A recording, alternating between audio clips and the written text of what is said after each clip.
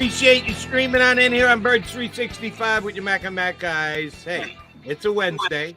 That means all of you Mike Gill devotees, we got a couple There's of a lot of them. fans on a lot of them. Oh, Gill's in the house. Gotta have Gill. We have Gill every Wednesday.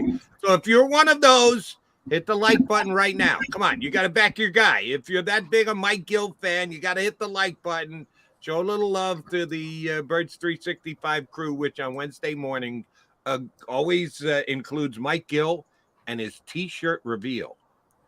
Mike Gill, lean back. This one's tough today. You can't like that.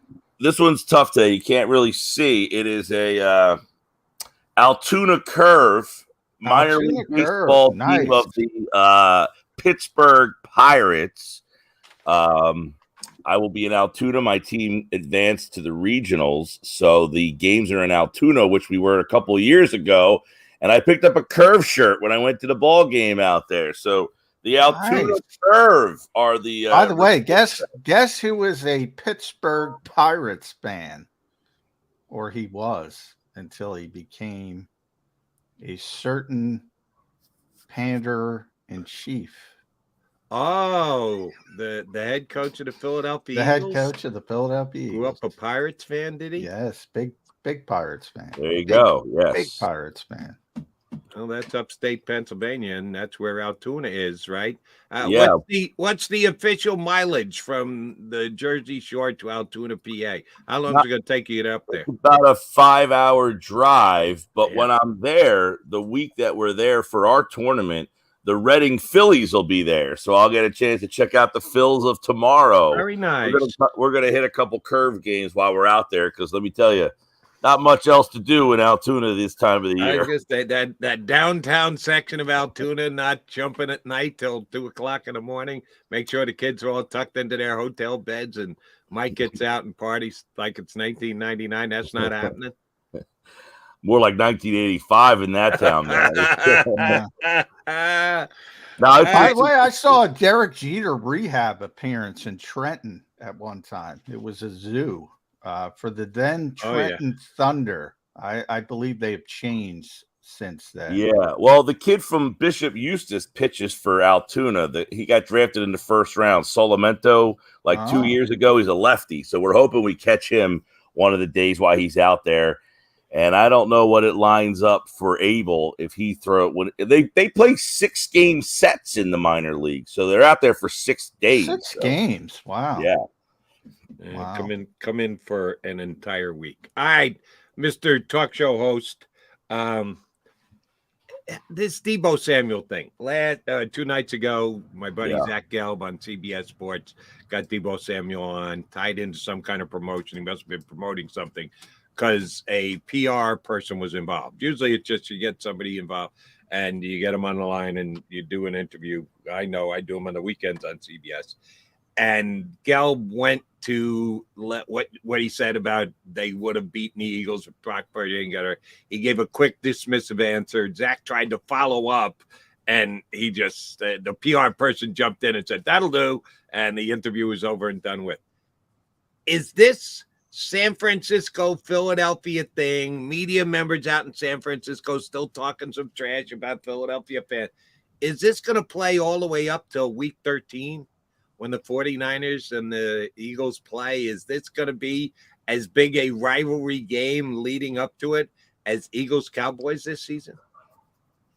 I don't know if about bigger than Eagles-Cowboys, but it'll definitely and depending on how both teams are, I mean, you would imagine if they're both really good entering week 12 or 13, whenever that game is, that is going to resurface big time that week of that game. And that will probably be the only talking point of that game for most people is it's the Deebo Samuel revenge. He's been talking about this game. And then on the flip side here, anybody who gets a chance, if he does anything during the week, I wouldn't even be surprised in an era where, the newspapers aren't sending people places. They're cutting back. If this is the only week they said, we're going to send you out to San Francisco this week to try to get something from him to make some headlines this week. Because, you thought it was done. It was almost like last week when I was on. We talked about the field at the Super Bowl. You thought that was done and passed. And then here we are all these months later. Yeah. Well, you can tell it's the off season. Yeah. Yeah. People keep bringing this stuff up. Now, so my question, Mike, is it more, Debo said what he said originally, but is it at this point, is it more fan driven than it is like when it does get to week 13 or whatever that is? I don't think it's going to be much of a deal. He knew the week. I mean, he was dialed in on. I mean, he said, "Well, we'll find out in week 12 or 13." It wasn't like one of those guys who said, "I don't know what the schedule looks like." Then the San Francisco radio host, and I forget his name. Maybe you remember it, Jody. He went off on Philadelphia fans. Like, I feel it's more. And by the way, not all radio hosts, but you guys are great, but there's some blowhards out there who just try to generate engagement with some, whether you want to call it shock jock or whatever. That's what I felt that was. I think it's more of that at this point, but maybe I'm wrong. Debo said what he said. You probably should have let it go. And at this point, I think he's trying to let it go. Did Debo say that not understanding the backlash he was going to get from it, specifically knowing the Eagles fan base? Like, you said something that once you kind of get under their skin, the Eagles fan base, they don't forget about it, and that has kind of just perpetuated. Well, yeah, but to be fair to the Eagles fans, I think there's knuckleheads in every fan base, and there's going to be. And San Francisco, by the way, has a long history of some untoward things happening, whether it was Candlestick Park or now it's Santa Clara. You're always going to have that knucklehead portion of the fan base. This seems manufactured to me. Does it not seem manufactured to you guys?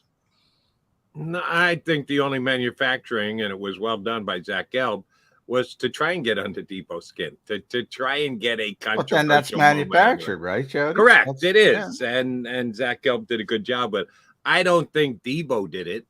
I don't think Debo was on. There's a reason what they shut it down. I'm sure he had a talk with the PR person at that time. We want to steer clear of this. It's over. It's done with. We don't need to be drudging up this topic.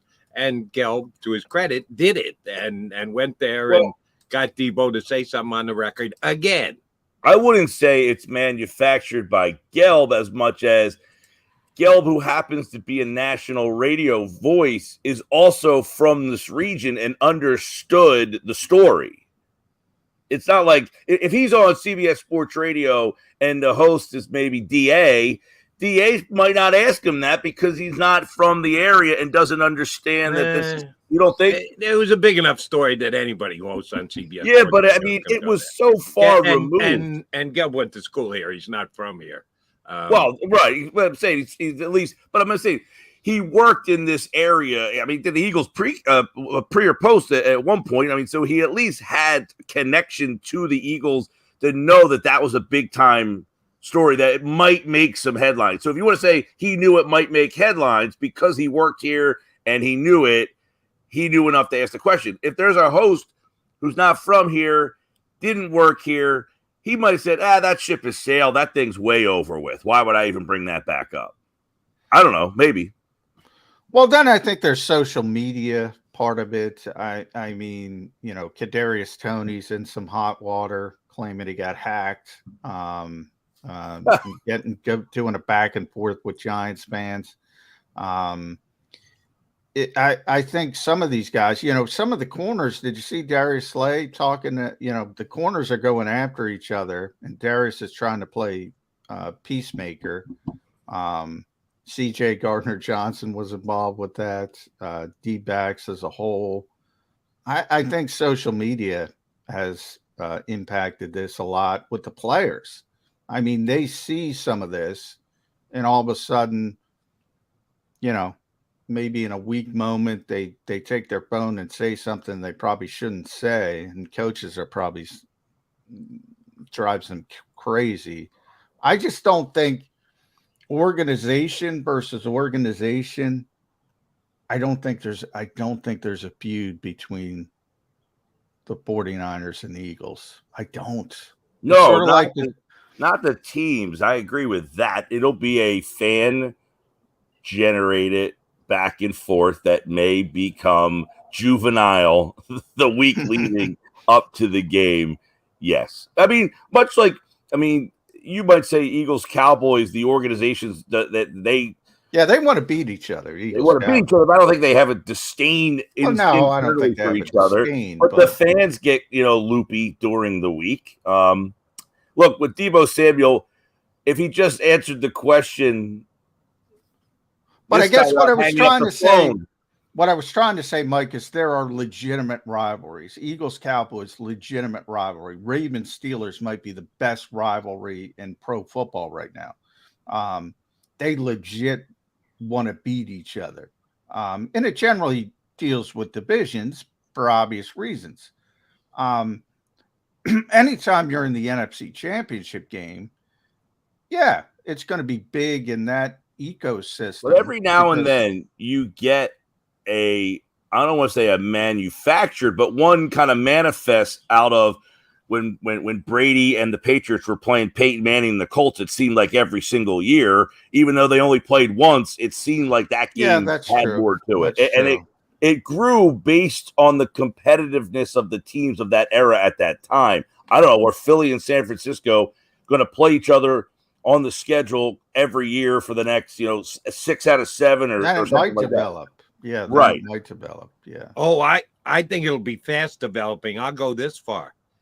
If the 49ers come in to the link in week 12 and win that game, and then the two teams meet again in the playoffs this year, could be in Santa Clara, could be here in Philadelphia. Oh, shoot, that'll be a rivalry game. After what happened last year, if the 49ers come in and beat the Eagles in their house in the regular season, Brock Purdy gets the better of Jalen Hurts.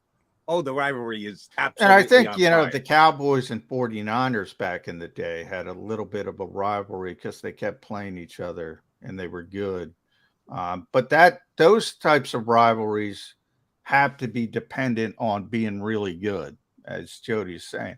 The 49ers have to be good again. The Eagles have to be good again. They have to meet in the NFC Championship game. And maybe that kind of rivalry starts to manifest, even the divisional round game. But it's got to be a big game.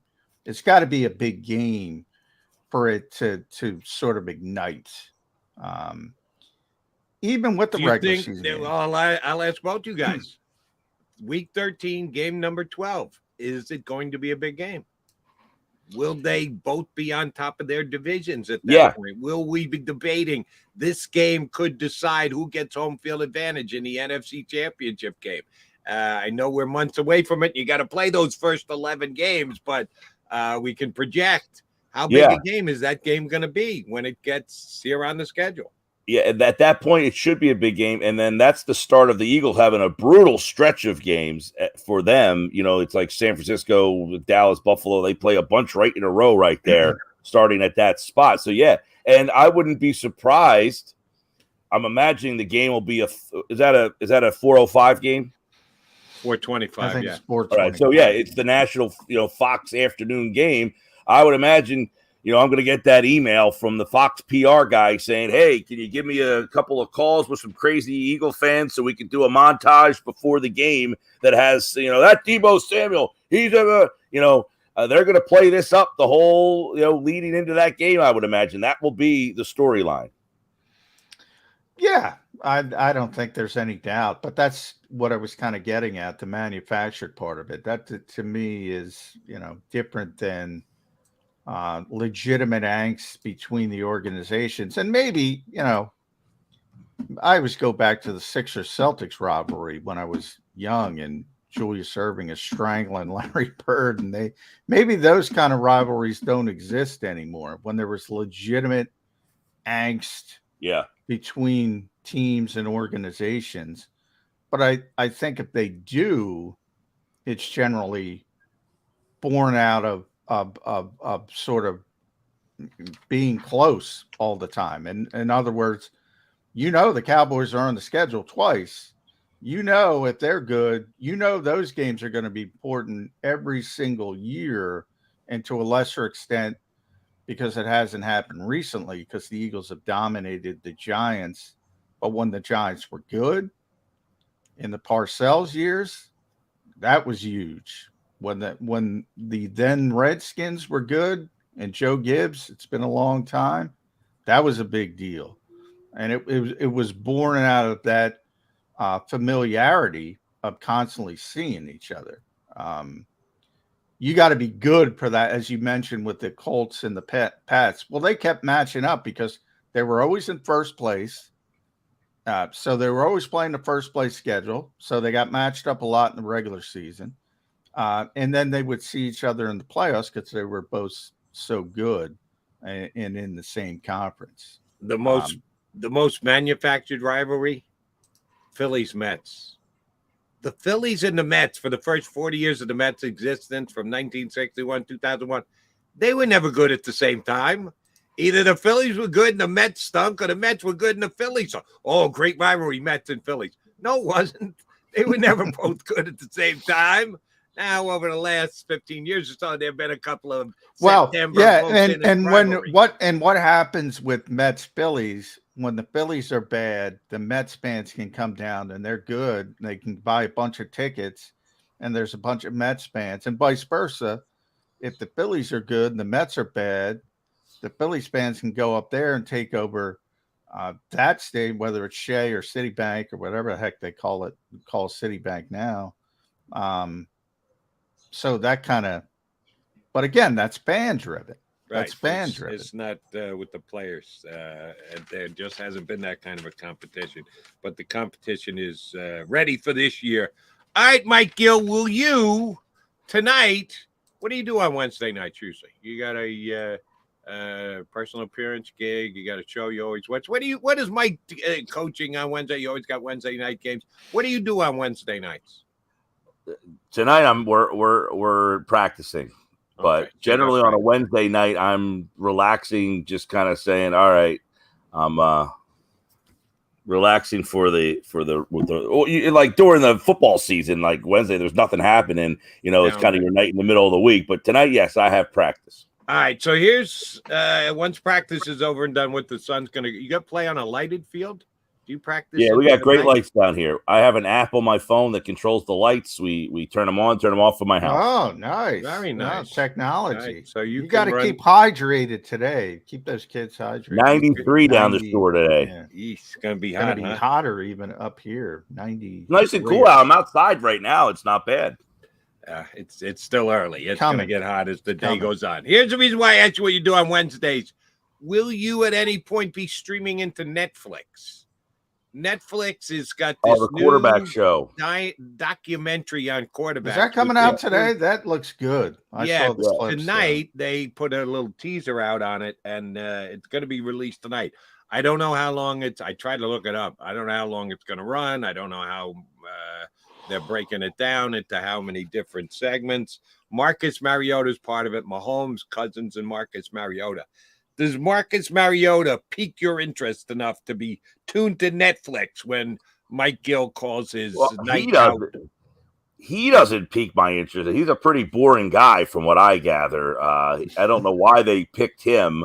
He doesn't seem like he's got like this great, pizzazz. I might be wrong when I see it, but I have seen the trailer stuff and it looks really, really insightful and really good. I think it's Peyton Manning's Omaha Productions who are doing this. So I'm imagining, with Peyton Manning behind it and the quarterback position, they're going to really get a lot of good stuff inside the minds of these quarterbacks. So yeah, I'm intrigued. It almost feels, we're in the middle of the summer, the All-Star game. It's the one night where there's nothing going on. Played last night, this is that one night where there's like no sporting events. You might have a summer league basketball game here or there, but this almost feels like when The Last Dance came on during COVID. This is all there is. Not quite to that level, but this will probably be something that a lot of sports fans are zoning in on with interest because, you had Michael Jordan there and the Bulls, and Peyton Manning's behind this one, and you got Patrick Mahomes, who I think a lot of people are kind of drawn to. The other guys, maybe not as much, but I think with Manning running it and Mahomes being kind of the feature. And for what I saw, he was a lot more in the video than everybody else. So I would assume they maybe do a lot heavier Mahomes than they do Mariota. Well, if you're going to tease, you're going to tease Mahomes. Until he gets benched. That's good television production. You're not going to tease Mariota and Cousins when you've got Mahomes as part of it. Right. I think Marcus will play up when he gets benched. I think it's sort of I think what they're trying to do is show, the top, Mahomes winning the Super Bowl, sort of the middle, Cousins. Right. And then sort of the guy who's struggling and gets benched, and sort of that dichotomy. But who knows? Yeah, I think the newness is exciting. We had Bob Angelo on yesterday. He was worked for NFL Films, won 21 Emmys, was ground floor on Hard Knocks when that started way back in the day. Now everybody's used to Hard Knocks. It's the same. Jody's a big fan. I've kind of still petered off. And one of the reasons I have is because it's the same damn thing. It's like one of those reality shows. You're a reality show guy, Mike. I like Storage Wars for about a week. And then I realized, every show is exactly the same. And then it just gets a little bit tiring. And that's how I kind of feel with Hard Knocks. This quarterback thing is new. I think people are going to get excited by it. Well, the Hard Knocks on that front, the Hard Knocks is the HBO. There's other versions of it now that nobody even talks about. Like you have the midseason one they had with the Cardinals. They did the one with the Eagles a couple of years ago. Yeah, the Amazon Prime that I don't know that anybody picked up on. And they're well produced. They're well done. I do agree. I used to be Hard Knocks. I've kind of just fallen off a little bit because it does seem a little monotonous, and it seems that they're picking some random special teamer and taking him to his house, and he's eating cereal in an apartment that's really small. And it's how's practice day? It's tough. Yeah. I didn't think it was going to be like this. And then the guy gets cut the next episode. It's like, all right, I could have produced that show. Yeah. I still think it's well done, and maybe it's the timing of it because football's back, and you're into it because the season's about to start. That's why I like Hard Knocks every single time. And be careful what you say about Marcus Mariota. We're one Jalen Hurts high ankle sprain from the Eagles Super Bowl hopes resting on the right shoulder of Marcus Mariota. Do not forget that. Yesterday, Jody, so we had our listeners give us text in NFL hot takes, right? So one was excited for this. The Niners will win 9 games and sneak into the playoffs and get knocked out. The quarterback carousel will finally catch up to them. What does that mean? Well, they've been going carousel. What? No, carousel. That they keep switching. That they've had carousel. Yeah. Oh, okay. Carousel. Well, I think if Brock Purdy isn't ready for Week 1, and Sam Darnold, I think would win the job, and if he struggles, I don't think it's a carousel. I don't think it's an issue. I think the issue becomes, if they're 5-0 or 4-1, and then Brock Purdy's cleared, all right, what do you do at that point? That's the difficult decision. Like if you're losing games, it's not a difficult decision. You don't think he's going to be ready to start Week 1? I don't. I mean, I'm not a doctor, but UCL surgery, we have a history with it. It's a significant injury, and he got hurt late January. And if you do the math, that's not. It would be unique if he were able to come back that quickly. Yeah, but we've also found out this past year there are levels of UCL surgeries. Bryce Harper was back in 5 months. Now I know he's not throwing; he's just batting. He's not throwing. This is a quarterback. Understood, but there are different levels of how much you need to repair the UCLA when you do it. I'm with you, John. I don't know, but what they're reporting out in San Francisco is that he's already throwing. just throwing lightly. A little different when you get in an NFL game by week number 1, but at least the fact that he's throwing is, I think, a good sign if you're a Purdy guy, which you know I am. But here's what I don't understand about you, Johnny Mac. Didn't you pick the 49ers to go to the Super Bowl last year? I did. And I was close. You thought the quarterback that was going to get them there was who? Trey Lance. And now you think Sam Darnold's going to start over Trey Lance? What did Trey Lance do wrong that you fell out of love with Trey Lance? Well, it's not that I'm not there. I can't tell. My whole thought with Trey Lance was not about Trey Lance's upside. I mean, the guy barely played in college. He played at a lower level. My whole point was Jimmy Garoppolo stinks, and they're so good with Jimmy Garoppolo. If he's a little bit better, just a little bit better, they're going to go to the Super Bowl. Turned out they got very close. Quarterback wasn't Trey Lance. It ended up being Brock Purdy, who was better than Jimmy Garoppolo. Buddy, I was the exact opposite. I thought with Lance they would stink. And once they went to Garoppolo, then I gave them credence not because I think Garoppolo is great, but that he's a winner. And he just, for whatever reason, I felt the team believed in him more, but I didn't really trust Lance. And then, the whole Trey Lance thing, for an organization of that magnitude, well prepared, well run, all that stuff, to make the decision they did, that trade that they made to get that kid is unbelievable to me. And the fact that there's still a team that people think can win a Super Bowl after giving up what they gave up to get a player who doesn't even help them is pretty amazing. Well, and that's part of my thought process with Sam Darnold, and the fact that, all right, we know Sam's got the physical gifts to play in this league. Obviously, it hasn't, as Jody knows, it hasn't worked out. And maybe it won't work out in San Francisco. But, Kyle Shanahan's got a lot of John Gruden in him. I say it all the time. And John Lynch, it's tough for him because he's going to fall in love with quarterbacks and he's going to fall out of love with quarterbacks.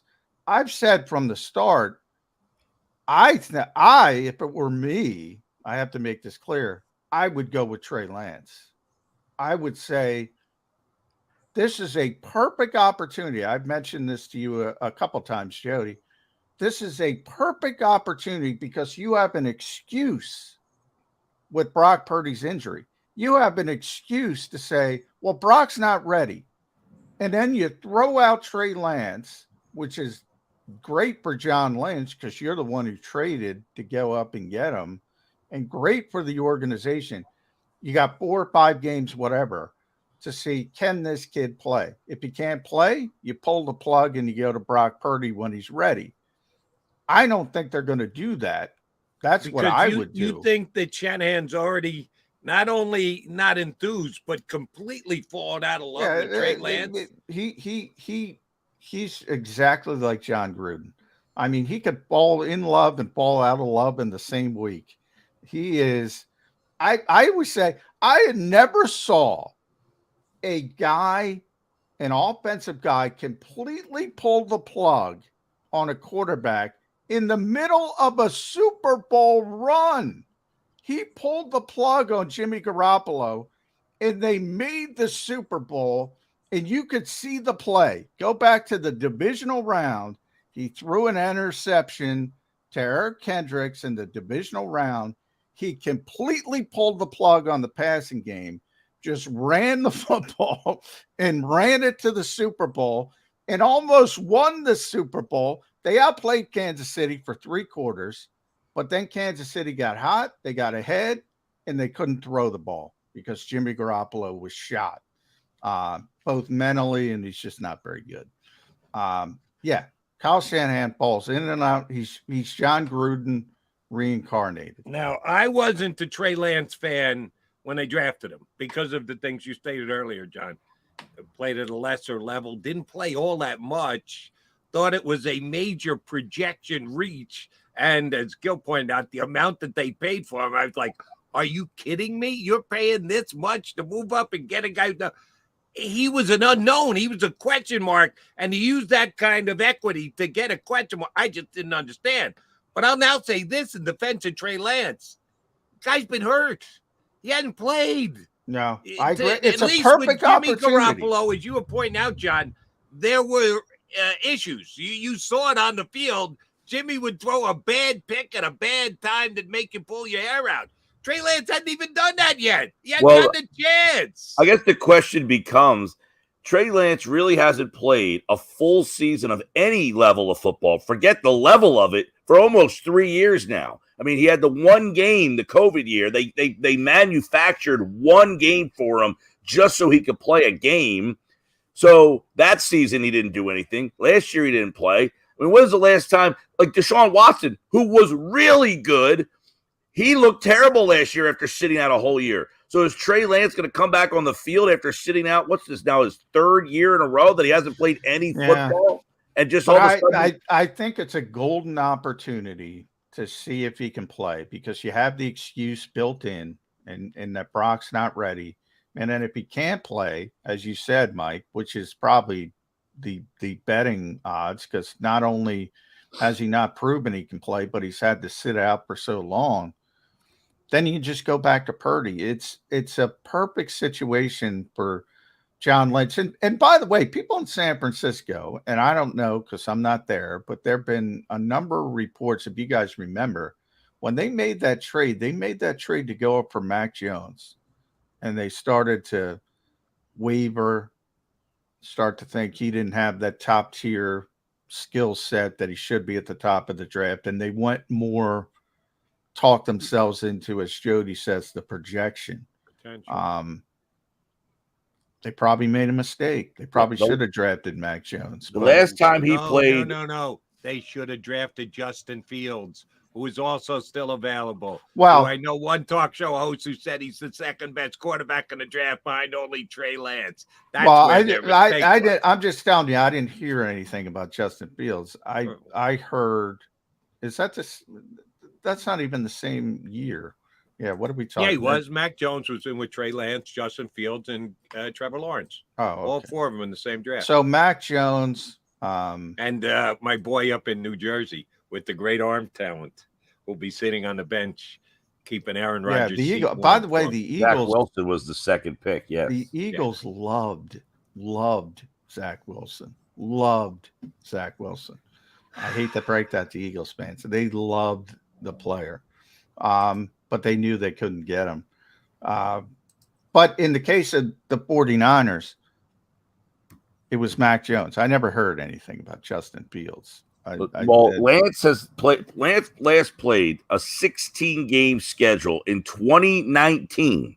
Is the last time he's played any significant football. 2019, and not won 16 games. No, he played 16 games. Listen to the numbers, though, Jody. He was 16-0. He threw 28 touchdowns. What high school was he in? This was at North Dakota. They played 16 games. He played in they play the playoffs. So yeah, they got a longer schedule. If you keep winning, yeah, they got a longer schedule. He was 16-0. He completed 67% of his passes. He threw 28 touchdowns and 0 interceptions, and he ran for 1,100 yards and 14 touchdowns. So that's the only season that he has played since 2019. That's it. That's all he's done. He played one game the next year. He was 15 of 30. He completed 50% of his passes in that game. And then shut it down. He played one game and said, all right, that's it. I'm done. Well, they made a game for him. They put a game on the schedules just so he could play one game. That was it. Which I thought was ridiculous. All right. Are you sure you didn't, that season, one of those 16 games, wasn't that a Mike Gill traveling team went out to North Dakota to take on? One of the teams, I didn't coach the team, but one of the teams from our league played in a World Series out in North Dakota a couple of years ago. Okay. And probably against Trey Lance, and we didn't even know. He might have been. Actually, Trey Lance is from Minnesota. Yeah, Marshall, Minnesota. There's a lot of talk at the combine this year of Kyle Shanahan trading for Kirk Cousins, because he's always loved Kirk Cousins. dating back to their days in Washington. And flipping that and trying to trade Trey Lance back home, too difficult from Kirk's money perspective and all that kind of stuff. But yeah, I mean, there's already people starting to talk about, because Cousins is a lame duck, and they're already trying to talk about him going to San Francisco again next year. Not happening. It comes up every year. Kyle Shanahan, whether he's in love or not, and I think he is pretty much in love, Brock Purdy's going to be his quarterback for years to come. Sorry, Kirk. Don't think the 49ers will be interested in you this offseason. Mike Gill, always a pleasure, brother. Stay indoors, stay in the air conditioning as long as you can. If you got to go out and practice in the heat tonight, you keep it. Hydrate. Chilly in that studio of yours down there on the Sports Bash? Freezing, man. Freezing. Nice. Good for you. Hey, he's going to have to put on long sleeves to do his radio show today. Be listening 97.3, the Sports Bash on ESPN. If you're heading down the shore, Mike Gill, always a pleasure. Thank you much. See you guys. Thanks, Mike. He's John McMullen. I'm Jody McDonald. That makes us Mac and Mac. Gill, at times when we get Gill on, we get off on tangents, which is that's because it's three guys sitting around just shooting the breeze about football/sports.